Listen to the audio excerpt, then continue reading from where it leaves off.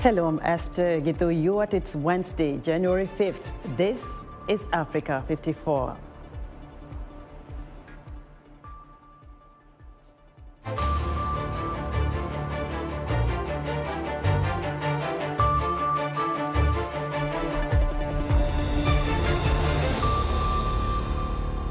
New evidence shows the highly contagious Omicron COVID19 variant targets the upper respiratory tract, causing weaker symptoms than other variants. Experts weigh in on what's causing a slide in global democratic freedoms and how to reverse it. And in our tech report, a new mobile app aims to eliminate waste in fuel consumption and streamline distribution. We'll have details.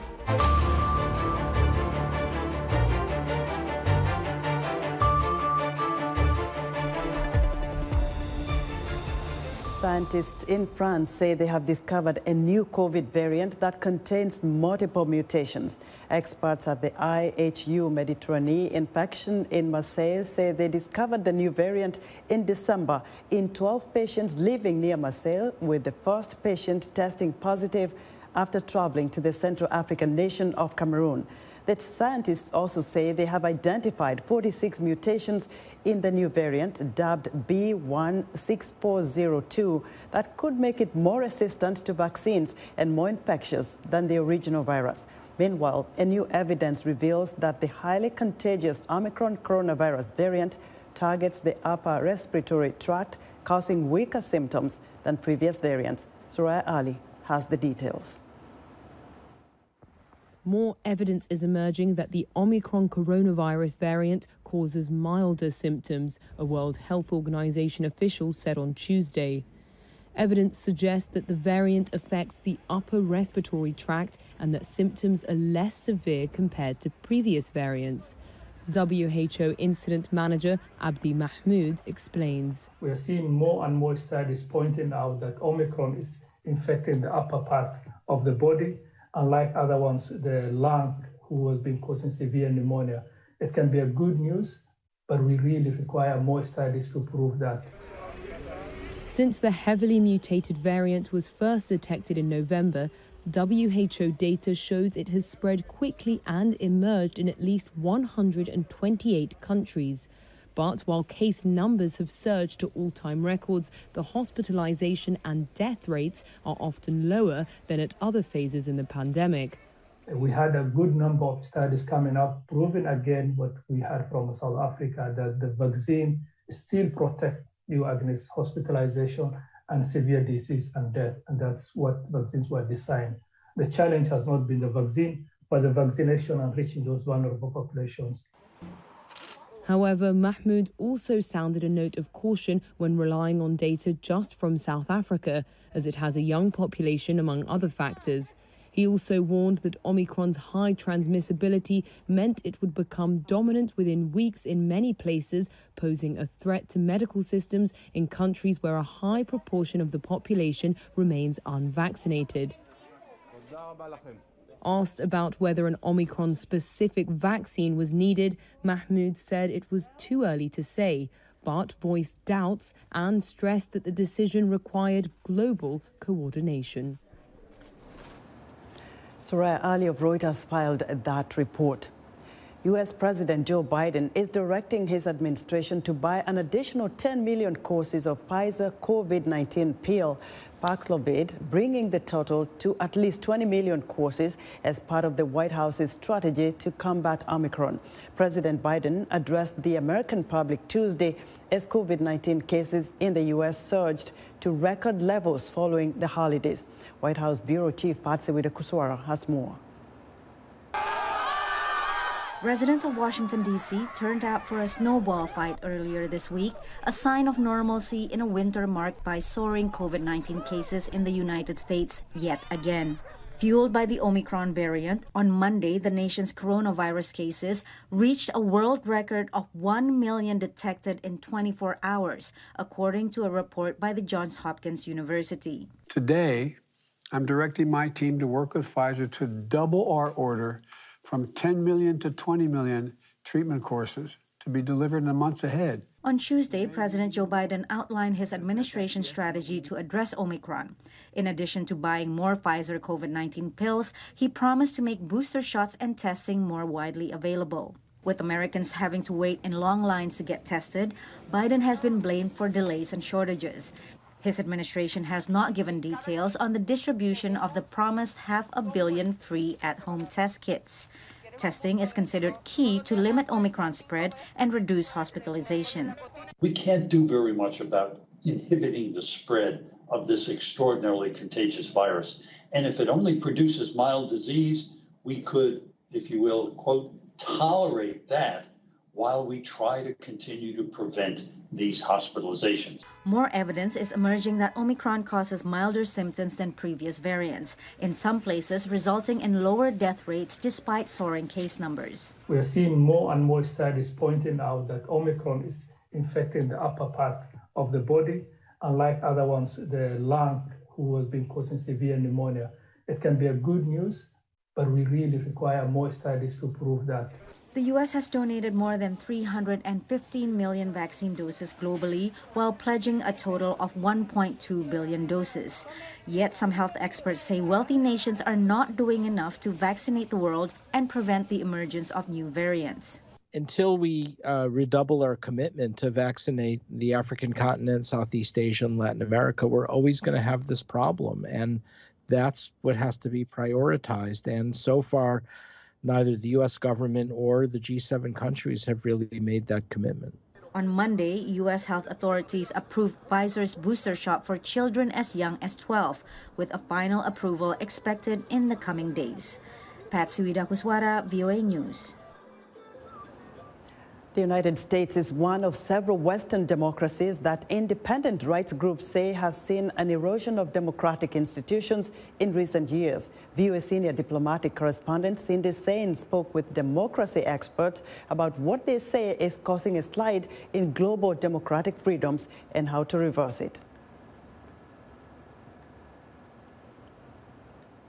The world was shocked when supporters of former President Donald Trump stormed the U.S. Capitol on January 6, 2021, to prevent Congress from certifying President Joe Biden's election victory. The scenes of mayhem inside the symbol of American democracy had a powerful negative impact, experts say, at a time when numerous studies show democracy in decline around the world. Why is Brazil going backward in democracy as it is at the same time that India is going backward? Is the fact that Brazil going backward have any relationship to what's happening in Turkey or India or the United States? In general, a lot of different countries are struggling at the same time, but often for their own reasons. Now, there is a general feeling in many democracies that citizens are unhappy with what the government's been doing for them, and they're willing to support candidates who offer to disrupt the system. A study by the Pew Research Center shows that only 17% of people in surveyed countries said U.S. democracy is worth emulating. That compares to 57% who believe it used to be a good example. And one of the things that we see in our surveys is that people have real concerns about racial and ethnic discrimination in the United States. Big majority say it's either a very or somewhat serious problem. And for the most part, big majority say it's a very serious problem in the United States. Deep divisions over race and the role of government have existed in the U.S. ever since its founding. While polarization remains, views of the U.S. internationally did improve dramatically when Joe Biden was elected to succeed Donald Trump, according to Pew's Richard White. People, liked Biden better than Trump. They liked his policies better than Trump. They liked to see the United States engage with the rest of the world. They like a more multilateralist approach to foreign policy from the United States. So when Biden did things like rejoining the Paris Climate Agreement, rejoining the WHO, those kind of policies were embraced by people in other nations. Democracy experts say the U.S. needs to look at the root causes of people's grievances if they want to reverse the global decline in democracy. Globally, I would say that, as the United States looks at other countries that are struggling with democracy, it needs to think about why are citizens so angry? What makes them so unhappy? What makes them vulnerable to supporting leaders who are disruptive and anti-democratic in many cases? If they're very angry about corruption, then the United States should really press hard to help them fight corruption. If they're really angry about economic marginalization, like people are in Peru or Chile, then you need to help them with that. Experts say efforts to defend democracy, at home and abroad, will continue to be a priority and a challenge for President Biden and his administration in 2022 and beyond. Cindy Sain, VOA News, Washington. For U.S. social media companies, the violent mob storming the U.S. Capitol on January 6, 2021 spurred action. They shut down then-President Donald Trump's accounts. 1 year later, are Facebook, Twitter, and YouTube any better prepared to face similar situations in the U.S. or in other countries? Michelle Quinn explains. 1 year after supporters of President Donald Trump stormed the U.S. Capitol, the former president is still not permitted to use Facebook, Twitter, and YouTube, the digital stages where he directly spoke to millions of followers. It's not a fair situation, very, very bad for this country, very bad for the world. If they can do it to me, they can do it to anyone. January 6th was certainly a moment of reckoning for the social media platforms. Trump was accused of using the platforms to stoke the riot. His suspension is a stark reminder of the power social media companies have over political leaders who run afoul of their rules. But despite the ban, after January 6th, social media companies came under intense fire from critics who said the suspension was too late, coming years after tolerating Trump's violations of the company's rules. For their part, technology companies have said they are constantly working to make their services safer. Twitter's former CEO said at a congressional hearing that Twitter did bear some responsibility for disseminating disinformation that led to January 6th, but pointed to the larger culture. But you also have to take into consideration a broader ecosystem. It's not just about the technology platforms we use. There have been some changes. Twitter enacted a 5-strike policy on misinformation about COVID-19. Facebook now applies its content moderation rules to politicians, a group it had shielded in the past. But the changes strike some experts as small. Whether or not they've actually changed how they think about their products and their algorithms and the core business models, that I think is less so. That I think is they still continue to play a bit of whack-a-mole. Looking out to elections this year, the potential remains that social media could lead to more unrest, observers say. We really need to start planning now for all those things. And I haven't necessarily seen what I would like to see from the companies around what they're doing. Some critics point to the company's way of making money, advertising, and how the firms have created algorithms that highlight extreme content that is more engaging. A lot of these platforms have made tweaks around the edges, but at the end of the day, it's about the business model. These platforms are fundamentally designed to elevate, amplify, proliferate the most problematic things on the platform, things like election lies, racial violence. Whistleblower leaks at Facebook showed how some of these problems are familiar to company executives.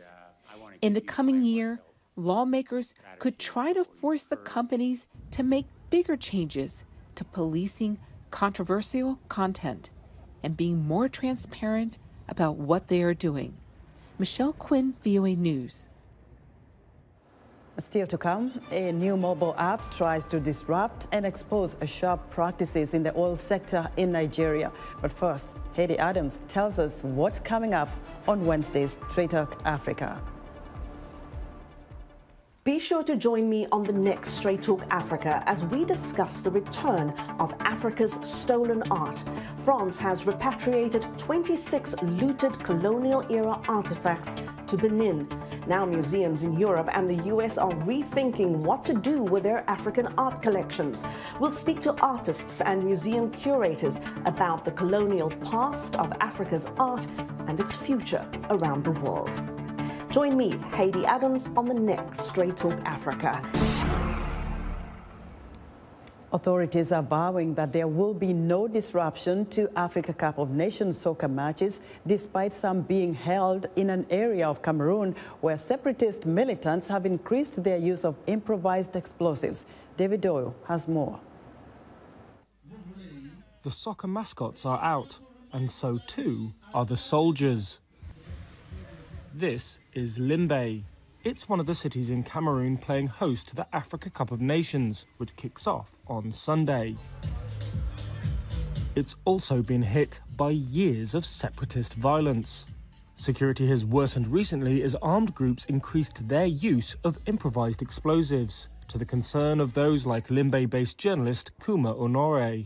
My fear and the fear of many Limbe denizens is that the recent phenomenon of bomb blasts, which has been happening in other parts of Fako division, like in Boya, can be a common phenomenon during this AFCON period.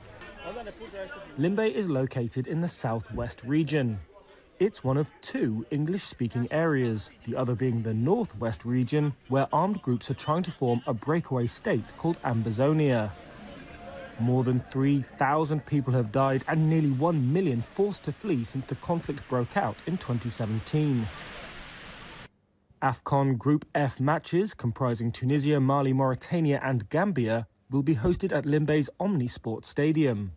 The nearby regional capital Buea, where some Group F training will take place, was hit by 2 explosions in November.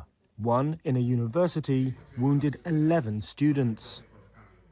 Emmanuel Ledoux Ngamba, Senior Divisional Officer in Fako Territory, says AFCON is taking place in the same context as the African Nations Cup, or CHAN, held in Cameroon in 2020. So, I can't reveal here the measures that are being put in place, but you should know that just as CHAN took place under very good conditions, AFCON will also take place under very good conditions. There are no worries. There is nothing to worry about.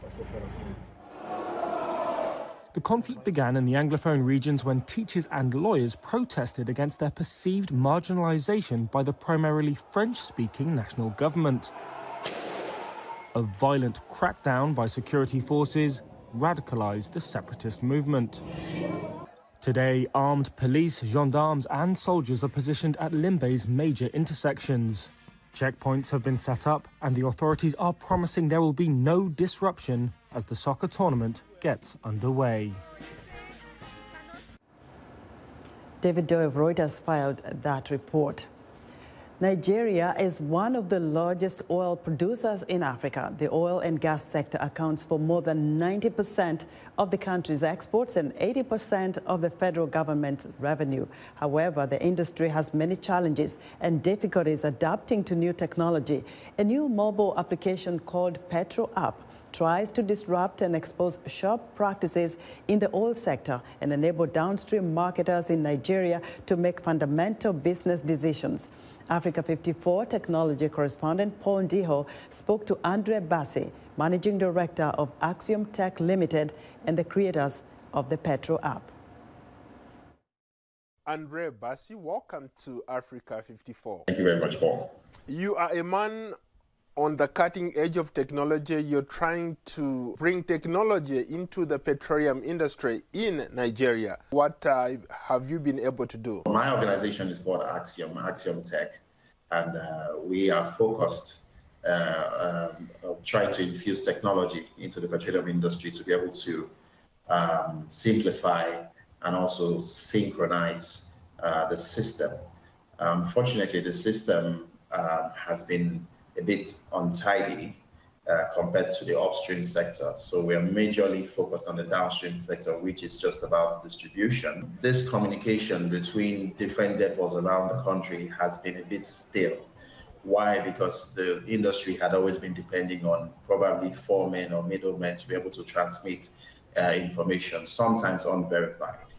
People literally live on their phones these days. So why don't we bring in the same sector and put it on the phone at the palm of your hands, where you can tell the activities of everything that's happening around the major depots right in front of you, and you make very major and wise business decisions. For an industry that is quote unquote heavily conservative when it comes to adapting technology, how are you able to maybe convince people to buy into this? It's been a hard sell because sometimes most of the challenges we encounter is that some people in their cell phones probably have, maybe for instance, you have a 10 gig phone and your interest is first of all getting the social media applications and all that. So that's what you would rather have on your phone than to delete those applications and have, you know, a petroleum application.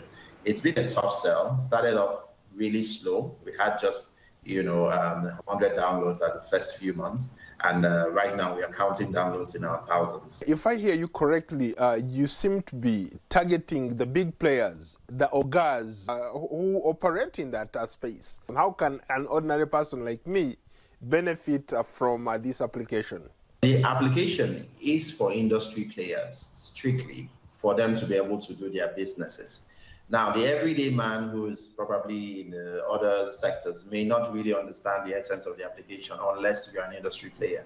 So let's just streamline to the sector itself. Now, of course, the OGAs, like you put it, are the ones who bring in the petroleum products, put in the storages, they own the storages. So they don't necessarily need to have, the day-to-day information on how to sell their products because they already have a lot of other marketers who depend on their importation to be able to distribute and sell. So essentially, those set of marketers are the ones that have been untidy, unfortunately, because they do not have good synchronization, they do not have good information. Most times, they are even given bad information as per pricing. If you know anything about this sector, prices are very volatile. So it's X in the morning and it's Y in the evening.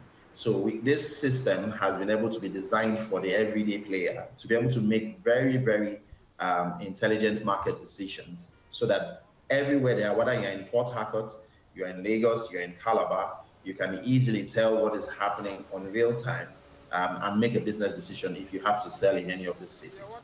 With all the money that is in that space, the oil petroleum space, how come it's a broken down system where different, let's say, distributors, refineries can't communicate with each other?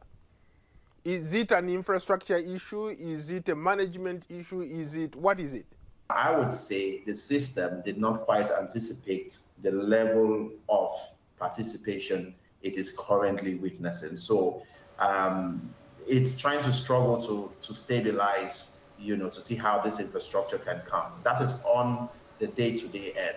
On the other end, technology, unfortunately, came late into the industry so that before it's beginning to come up to speed like the telcos and the banks, the petroleum sector, who is even the biggest cash cow, has been left behind.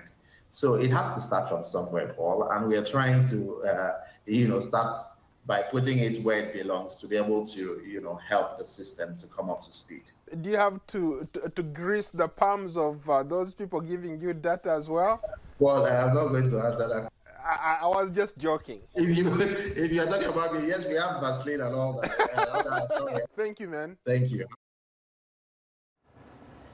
That was Africa 54 tech correspondent Paul Ndiho speaking to Andre Bassey, Managing Director, Axiom Tech Limited in Lagos, Nigeria. It is a difficult time for the Consumer Electronics Show 2022, the world's largest technology event.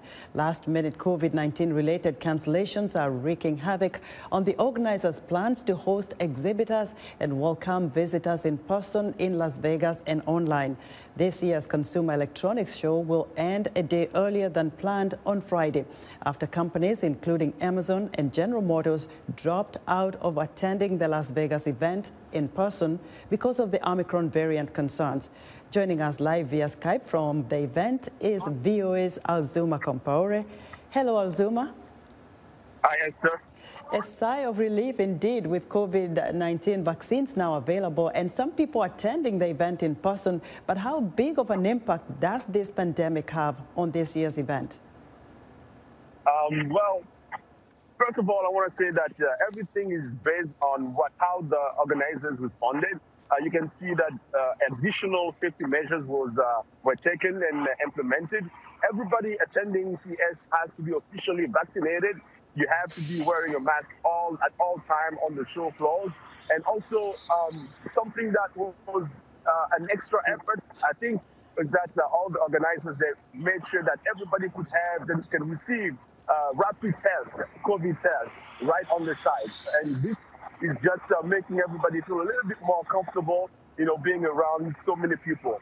But to tell you the truth, I don't think that people that are here are that much concerned, because when they come here, what you see in their face and the innovation that they're bringing is something that needs, in-person presence, Azuma, you are our eyes on the ground. So what are the must-have electronics? Well, this year there's a lot of talks around automotive, a lot of talks about metaverse and how it's going to change the world. People are talking about NFT and crypto currencies, digital ownership, also a big trend this year. Right now, we have a lot of the talk about how people can really get what they call real estate, digital real estate. Azuma, we'll do a disservice if you don't tell us what African innovators are showcasing right there. Tell us very briefly, because we're running out of time. Right now, we don't have much African presence. Only Morocco is here with a stand, and we'll be looking, like you say, you say here in Vegas, you never know who you're going to meet. So we're going to be on the lookout for you guys and make sure we can, track all African presence that are here as far as innovation goes. We're going to have to leave it there for now. Thanks, Azuma. Oh, okay. You're welcome. Thanks for having me. All right, Azuma. Hopefully you bring some of those here in Washington, D.C. Azuma Compaore, our VOA reporter, reporting live via Skype from Las Vegas. And that's our show for today. Be sure to watch Africa 54 on our website at voaafrica.com. From all of us here in Washington, thanks for watching.